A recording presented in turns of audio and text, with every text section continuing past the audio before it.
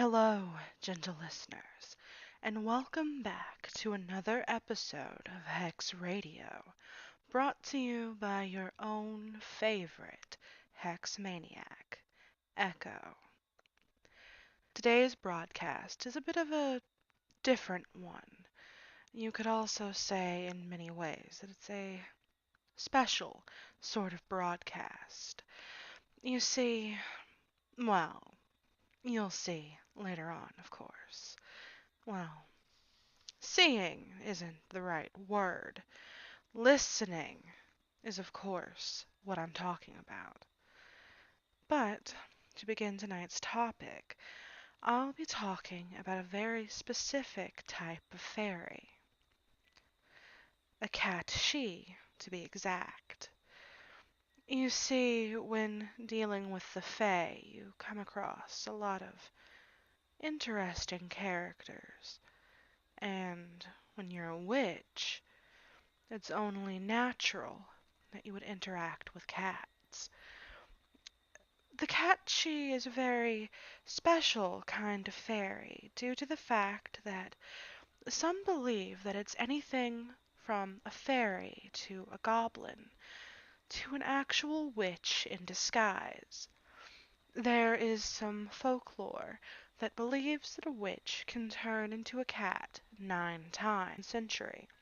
When one of the majestic trees died and was cut and carved into small souvenirs by the people who visited the place and were fascinated by the story connected with it. According to our legend, in 1711, the family of Robert Austin was cast ashore in a shipwreck on the outer banks of what was to become North Carolina.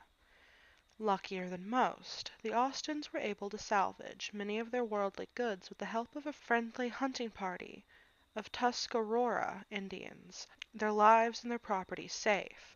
The survivors began looking for a place to settle and began the process of carving their homestead out of the lush wilderness. Here again the Indians were a great deal of assistance, transporting the new settlers in their canoes and pointing out likely locations. Foremost among these new-found friends was the handsome son of the chief of the tribe, a young brave called Prince Roanoke. One of the chief attractions of the English family, at least in the eyes of Roanoke, was the Austins' beautiful daughter, Elnora, a typical English beauty with deep blue eyes, a peaches and cream complexion, and a wealth of long, silky blonde hair. Elnora liked the young Indian prince and valued him as a true friend in this wilderness, but that was as far as it went with her. She was betrothed to one Henry Redwine, who had promised to follow her to the New World and make her his wife just as soon as he had worked out his apprenticeship to a silversmith and was free to leave England. Finally, a suitable place for the Austins' home was found on the north end of Roanoke Island, and here they began clearing a small patch of ground, setting out nets. He hated the intruding whites with all his savage heart, and he never ceased to dream of the day when they would be driven from his once happy and uncongested hunting and fishing grounds. History now records that it was in the year 1712 that he secretly began to form his Tuscarora Confederacy, a joining together of the various Tuscarora families with the Corry Indians and the Machiponga Indians to the south and east in a common bond of mistrust of the new settlers and resentment of their presence. Finally, in 1713, a plan for the massacre of all the whites began to take shape. There were many councils held deep in the wood, where the various chiefs discussed strategy and the chances for winning such a war of extermination. Prince Roanoke knew about these meetings, of course. He even attended some of them. He was familiar with his father's hatred of the white men, but he never really believed anything drastic would result from all these meetings and rantings. He avoided such gatherings when he could find a good excuse. So it befell that the young prince was as much surprised as anyone when he learned that the Tuscarora Confederacy had evolved into a Tuscarora Council of War. A definite plan had been made, and dates had actually been set for a concerted attack on all white settlements and outlying farms in the region. An intricate time schedule had been adopted to coordinate the various attacks, all a trick from renegade white men. Elnora was not to be seen anywhere, nor were any of the raiding party in evidence. Unwilling to venture into the clearing from the comparative safety of the forest, Roanoke lay perfectly motionless and silent until the fires burned themselves out and darkness once again enveloped the scene. Still, there was no trace of Elnora or of the raiding Indians. One last chance remained. A little to the south of the northernmost tip of the island, there was a hidden cave right at the water's edge where storm tides had carved out a large hole under the overhanging bank. Roanoke and Elnora had walked there many times during their visits together, and, as far as he knew, only the two of them were aware of the cave's existence. With downcast heart and faint hope, the young brave threaded his way through the underbrush until he came to the hidden mouth of the cave. It was pitch black inside and completely silent, but he dared not make a light. With a sigh of despair, he was turning away from the hiding place when he heard a sob, a very human sob, from that dark hole. Rushing to the very end of the cave, he found his Elnora safe and sound, but almost hysterical with grief and fear. Clasping her tightly in his arms, he rocked slowly back and forth and made little comforting noises until she became calmer. Finally, she was able to sob out the account of how she had been at the edge of the clearing when she saw the raiding party of painted Indians descend on her homestead, kill her mother and father, and set fire to the buildings. In their frenzy and war lust, the Indians had not even seen Elnora in the darkness, and she had run blindly, not even knowing the way she ran, until she found herself at the cave. There she had hidden in mortal terror until the young prince had arrived. Now the young couple was faced with the even greater danger of trying to avoid the raiding Indian war parties who were ravaging the isolated white settlements of the Albemarle. Their only hope lay in reaching Edenton, far up the broad reaches of the Albemarle Sound and the Chowan River. They now knew that capture would mean their torture and death by the traditional Indian method, being burned alive while strapped to a sturdy post or stake.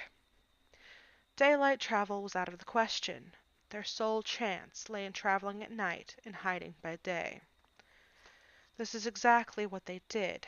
Their first night of travel was made more secure, if much more difficult, by the arising of a great storm. Strong winds and driving rain hid them from spying eyes, but also nearly swamped the little canoe and made it much more difficult to handle. Fortunately, they had a following wind that drove the small craft before it like a chip on the ocean, sometimes almost driving under the waves, but at other times causing it to plane over the following sea.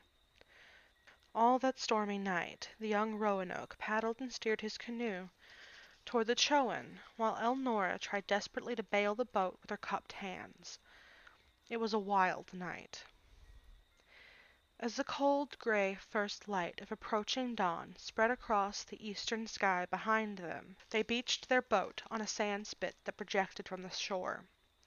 They disembarked and dragged the canoe up into the shelter of a dense pine forest. Roanoke then went back and, with a branch broken from a pine tree, carefully walked backward as he wiped from the sand the keel mark of the little boat and the footprints of the travelers.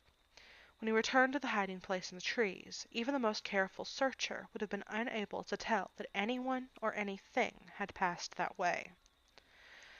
Completely spent, the two young fugitives lay down on the forest floor and, cushioned by a centuries-old carpet of pine needles, dropped quickly into the deep sleep of exhaustion. Food was not a problem.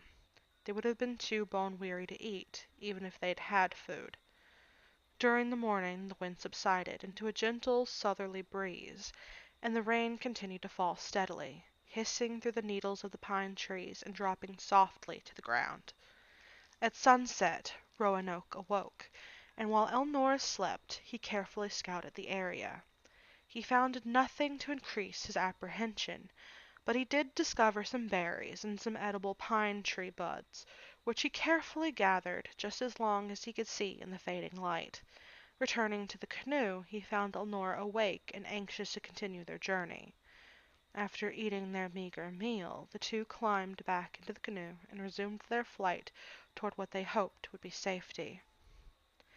It was an hour before daybreak when the headland of Edenton loomed before them.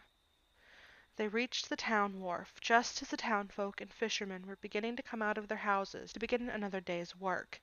Excitement and indignation buzzed through the little town as the story of the massacre and the flight of the survivors spread like wildfire. Well did they know, these pioneers in this lush wilderness, that vengeful old King Kashi would not delay long in trying to apprehend any fugitives from his raids, and to wipe out the settlement on the banks of the Chowan. Attack, they knew, was imminent. Riding at anchor in the wide harbor of Edenton, there lay a fat merchant ship that had arrived only hours before with a cargo of, among other things, powder and shot and several dozen muskets. It may well have been the passage of that very ship up the waters of the Sound which so frightened the raiding Indians that they did not try to pursue Roanoke and Elnora in their frail canoes, if indeed they had any knowledge of the couple's desperate flight. Wonder of wonders, at least for Elnora, not only did the ship contain supplies and weapons, but it also held the person of her beloved Henry Redwine, free from his apprenticeship and come to claim his bride and his future in the New World. For Henry and Elnora, happiness was complete. Their sorrow at the death of her parents was softened by the joy of their reunion.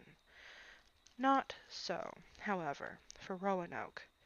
He now saw his last chance of winning the beautiful English girl fade away to nothing. He was also faced with what he knew would be the anger and malice of his own father, King Kashi. He was, indeed, a man without a family, without a hope for the future. In Edenton, history tells us, preparations for defense went forward rapidly. Log walls were erected just outside the town, and redoubts of earth were thrown up to give shelter to the defenders. There were those in the community who looked askance at the presence of the young Prince Roanoke in their midst as all this was going on, but he worked so willingly along with the settlers in the preparation of the defenses, even scouting the nearby forest daily for signs of approaching Indians, that the people began to accept him as their true ally.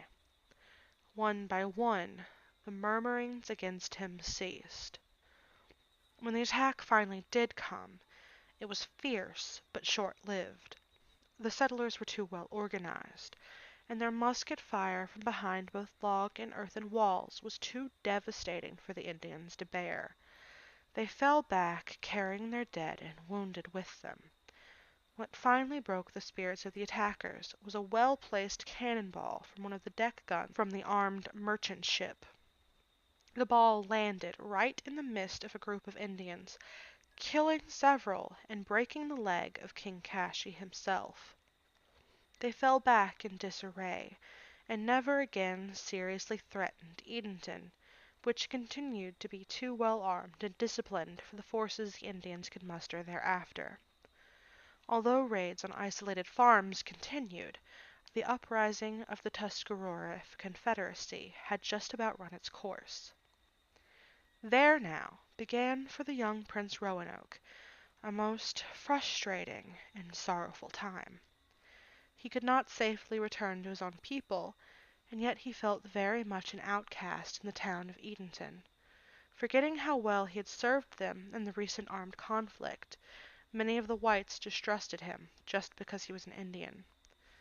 Elnora and her new husband were consistently kind and thoughtful toward the young brave, and did their best to relieve his loneliness, but to little avail. Their very kindness served to deepen the pain of seeing his beloved happily married to another man. Finally, Roanoke decided to take the fateful step that would either solve many of his problems or else end them once and for all. He would return, an 18th century prodigal son, to his father's tribe. He labored under no illusions about the cruelty of Indian justice. He knew his father's temperament, but, after all, he was the only son of the old chief, and he believed that, in his own savage way, the old man loved him.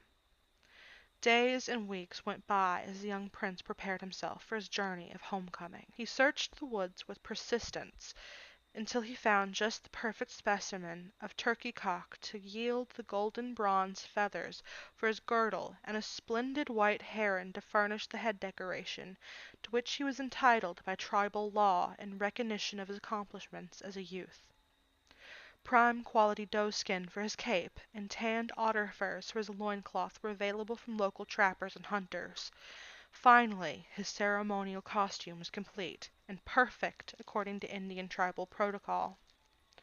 Roanoke looked every inch the chief as he stood on the wooded edge of Oakham Street in Eddington and bade good-bye to his white friends.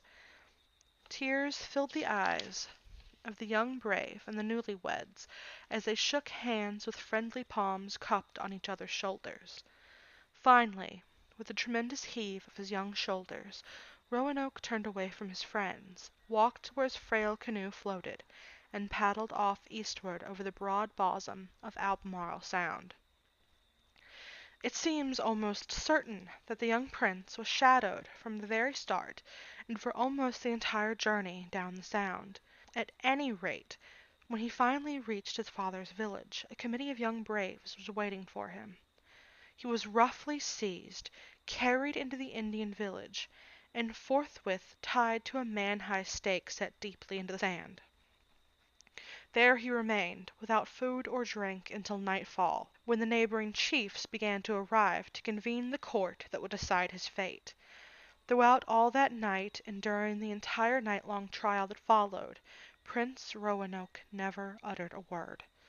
He did not seek to defend himself or to offer excuses or reasons as sub-chief after sub-chief made long, emotional speeches accusing him of traitorous conduct, of being responsible for the failure of their holy war, and of being entirely false and untrue to his father, his tribe, and the Tuscarora Confederacy. One after another, they all demanded that he be put to death for his sins against his people. Some of the orators even went so far as to spit in his face and strike him with their ceremonial gourds. King Cashi uttered not one word in defense of his son. Finally the vote was taken, just as the day began to break over the forest. The decision of the chiefs was unanimous: death to the traitor. Because of the young brave's royal heritage, the chiefs decided to allow the old king to decide the manner of his son's execution. Rising to his feet, with all the glory of the rising sun spreading its light behind him, the ancient and crippled king denounced Prince Roanoke, and with no show of sorrow whatsoever, disclaimed him as a son. "He has loved the white man well," intoned the old chief, "and he has reaped the reward of the white man's fickleness. Let him, therefore, not be granted the ancient Indian execution of fire at the stake, but rather the shameful death on the gallows by which the white thieves kill their own criminals." His voice rising to almost an hysterical scream, the vengeful old Cashi spat out, "Let the traitor be hanged by the neck until he is dead, dead, dead." With savage shouts of approval, the Indian braves seized the young prince again. They tore away the deerskin thongs binding him to the ceremonial post and threw them into the sand. With eager haste they dragged him through the forest by the hair of his head, through brambles and thorns and across little creeks until they reached the giant oaks with the peculiar cross branch between their trunks. Hastily fashioning a noose of rope, they placed it around Roanoke's neck and through the other end of the cross branch. They hoisted the bound Roanoke, kicking into the air, and hung him by the neck, until he was indeed dead, dead, dead. Thus ends the legend of the Indian gallows tree. As early as the year 1846, Colonel William H. Rhodes of Bertie County published a poem entitled "The Indian Gallows," which concludes with the Indian trial as Old Cashie exclaims, "No, not the stake. He loves the pale face. Brothers, let him die the white man's death. Come, let us bend a tree and swing the traitor as the red men see. The pale-faced villain hang. Give not the stake to him who would the red man's freedom take, who from our fathers and our God would roam, and strives to rob us of our lands and home. They seize him now and drag him to the spot where death await and pangs are all forgot." There are those familiar with the area who say that the legend is not ended yet. They say that sometimes, when the moon is full and the wind is still, you will hear the sound of mourning and keening and weeping, and the little creek that runs by the gallows will run red as blood. So, gentle listeners, let us first discuss the fact that yes, there are a lot of problems with that story. However, let me check.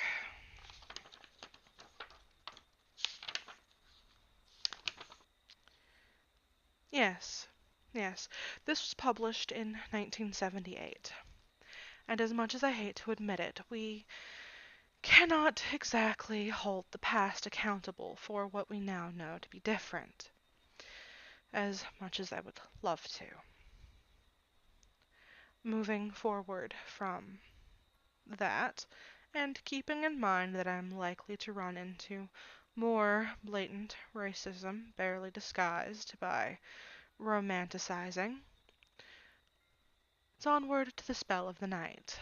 Now, due to how long this has been, the spell of the night is not actually a spell. Now, given that I initially began this episode with a discussion of cat she, I would like to advise that if you own cats, take some catnip. Sprinkle it by the windows in a place where they love to nap and just let them enjoy themselves. Well then, we will be reconvening next week, where I think I will speak about another Celtic fae, read another story from this book, and tell you another spell. Thank you for listening, my dear, sweet, gentle listeners. Happy haunting.